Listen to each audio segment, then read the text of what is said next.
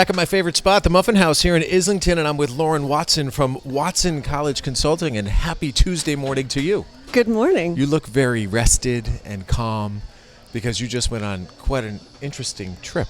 Do you care to share any bit of that interesting trip you went on? I went on a really lovely yoga retreat with some family members, and it was sunny and restful. It's sunny here. I don't know if restful qualifies.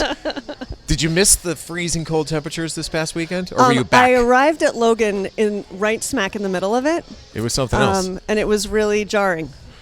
Particularly where you came from. Right, I can imagine. right. I can imagine. Well, it has been a pleasure to get to know you, and I'm intrigued by what you do and not surprised that it's its own industry.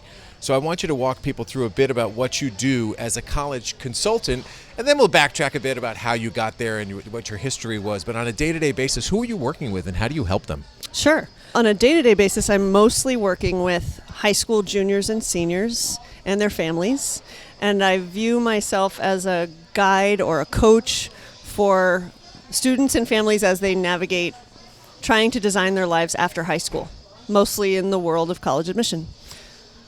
It takes some knowledge to be able to coach, so you have that knowledge based on your experience. Can you guide us through how you got to where you are now? Because if I understand correctly, I believe you worked in some admissions departments, correct? Yes. So give me a resume. The short version of my resume is that I, for the last 20-something years, have worked in both highly selective college admissions as well as serving as a college counselor in independent high schools. So when I was very young and starting out, I worked in the admissions office at Boston College, which is my alma mater. Go Eagles. Go Eagles. Yeah, baby. Eagle power. Did you watch last night? Did you see what happened to the BC hockey team last night? I did not. I heard about it this morning. Don't watch the clip. I'm it's sad. Devastating. Yeah. To lose in overtime with 1.5 seconds left. It's a sad thing. I may delete this portion of the podcast. Continue. So I was lucky enough to work under some of, I think, the most well-respected thought leaders in college admission at the Boston College undergraduate admission office when I was quite young and starting out. And that's where I learned about the cycle of college admission. I was responsible for visiting sometimes 4 and 5 high schools a day in different parts of the United States to talk to students about the university that I represented. And then I would return back to the office to read, review, evaluate, and make decisions about who was admitted. And it was an incredible education in how that system works. And shortly after that, I transitioned to the West Coast and worked in over the next 20 years, 4 different independent schools on both the West and East Coasts. Most recently, I was in the college office at Buckingham Brennan Nichols School in Cambridge for 6 years. In those experiences, worked with hundreds, if not approaching about 1,000 different families as they walked their kids through the process of applying to college. How vital is it for a family? Use me as an example. I've got a junior in high school, right? So from your perspective, how vital is it for families who are entering this phase of our lives to work with somebody like you who has the knowledge that you have? I think if you are able to work with someone who knows the ins and outs of the landscape of college admission right now, it can be a real force for good in terms of protecting your relationship with your child. I am not someone who's going to tell people that they really need to work with someone like me because, frankly, most families in the United States don't get to do that. But I think if you're able to, and you have the sort of wherewithal to know that someone like me exists, it can really help your student stay calm. It can help your family stay rooted in their own values and to just sort of steady the waters a bit. The process can be very stress-provoking, and to have someone that you can call and not sort of spin out in the rumors and wonder on your own or depend on Google to find out what's true and what's not, that can really be very valuable. Most people, when they're at this stage where they're trying to figure out, well, where can I even apply? What's the best guide? What do you tell somebody when they know what their grade point average is, they know what their extracurriculars are, they go on the web, I guess, and figure out like what a reach school is. Is that the best way to start to figure out where you could possibly be a candidate? That's a really good question. That's probably the most common question I get, some form of where do we begin? And I would say, this is an unsolicited piece of advice, but it's related to what you just asked. And that's, I really encourage parents to not start too soon, right? For reasons I can explain to you in a minute. But what's too soon? Too soon is, in my opinion, anything before the beginning of junior year. Okay. So sometimes families will come to me and say, I've got a 9th grader and we're going on vacation and we want to take him to visit a bunch of colleges. Or I've got a 10th grader and I'm worried that it's too late and that we haven't sort of orchestrated their high school path tightly enough. I don't believe in those things, right? I really believe that the best way to move through the college process is to lead with authenticity and letting your child evolve in whatever ways they're going to evolve, right? In terms of their interests, their academic strengths, all of those things. But to get to your question about searching for the right colleges, there are a lot of resources that all students have access to, right? Here in Westwood, we're really fortunate. I know Caroline Higgins in the guidance department at Westwood High. She's an outstanding resource for all of our students in town. Go to the guidance office and ask, how do I begin? I guarantee you they've got stuff. I know they have stuff on their website for families to get started.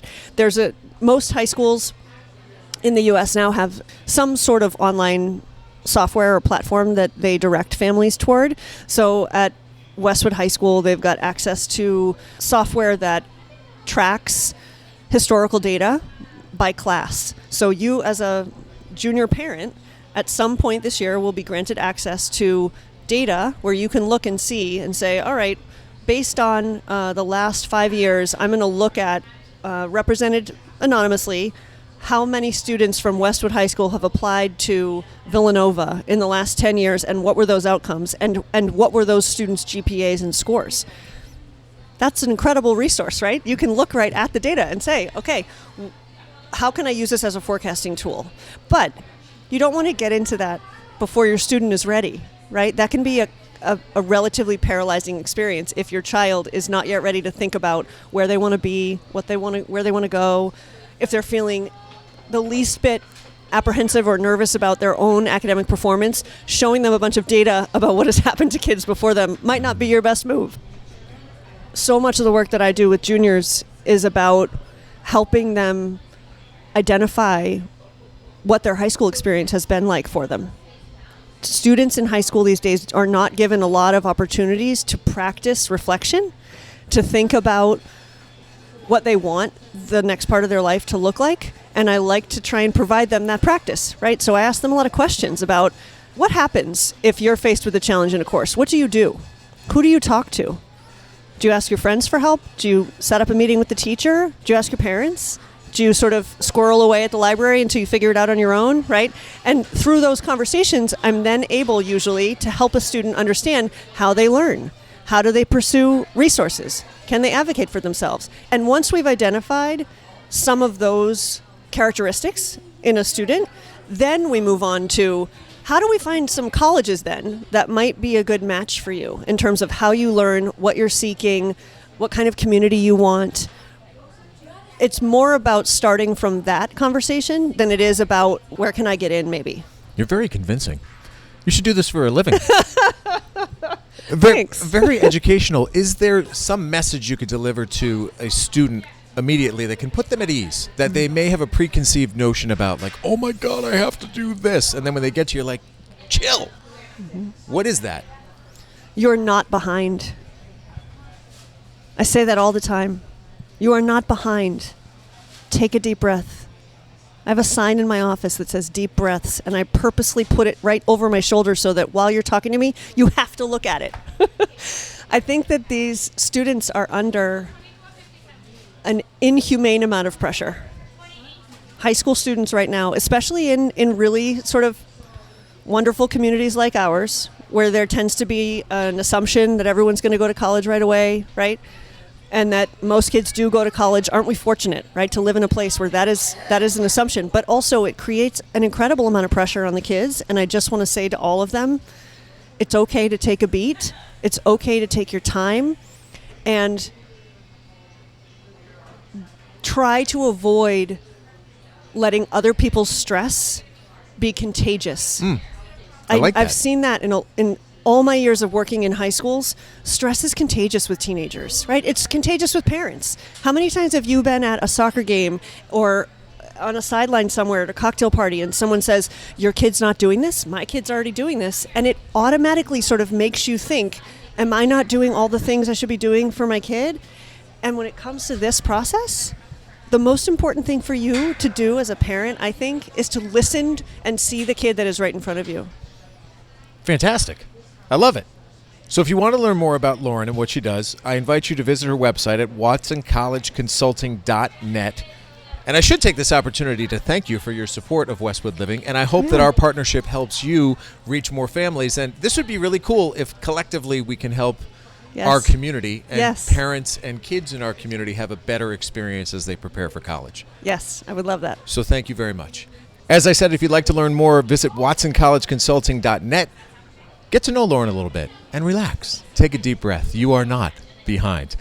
Follow our journey, westwood-living.com. If you know somebody or would like to suggest somebody who would be a good conversation, just reach out to Leyden at bestversionmedia.com. But for now, from the Muffin House with Lauren Watson, I'm Tom Leyden, signing off.